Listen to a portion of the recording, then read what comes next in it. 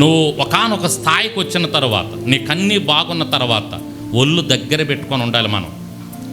ఏమండి, ఏం దగ్గర పెట్టుకొని ఉండాలి? ఒళ్ళు దగ్గర పెట్టుకొని ఉండాలి. పరాయి స్త్రీలను చూడటం, పరాయి మగాలను చూడటం, లేకపోతే అది దావీదు చేసిన పొరపాటు. ఇంకా మనం ఎన్ని విషయాల్లో అసూయ, గర్వం, ఏమండి, ఇతరులను తృణీకరించటం, అబద్ధాలు చెప్పటం, దొంగతనాలు చేయటం, మోసాలు చేయటం, ఇవన్నీ కూడా దేవునికి ఇష్టం లేనటువంటి కార్యాలు. దావీదు ఆ పొరపాటు చేశాడు. మనం ఒక స్థాయికి వచ్చిన తర్వాత ఏ పొరపాటు చేస్తున్నాము? దేవునికి ఇష్టం లేని పని ఏం చేస్తున్నాము? ఇది దావీదు జీవితంలో చివరిలో మనం నేర్చుకునే పాఠం యెరూషలేములో. కాబట్టి మనం పాపానికి దూరంగా ఉండాలి.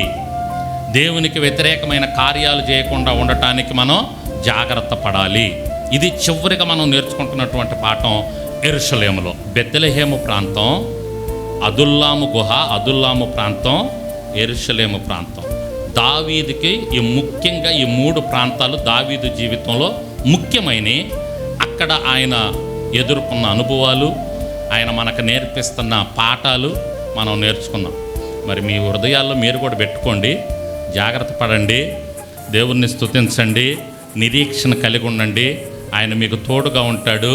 కృతజ్ఞత కలిగి ఉండండి.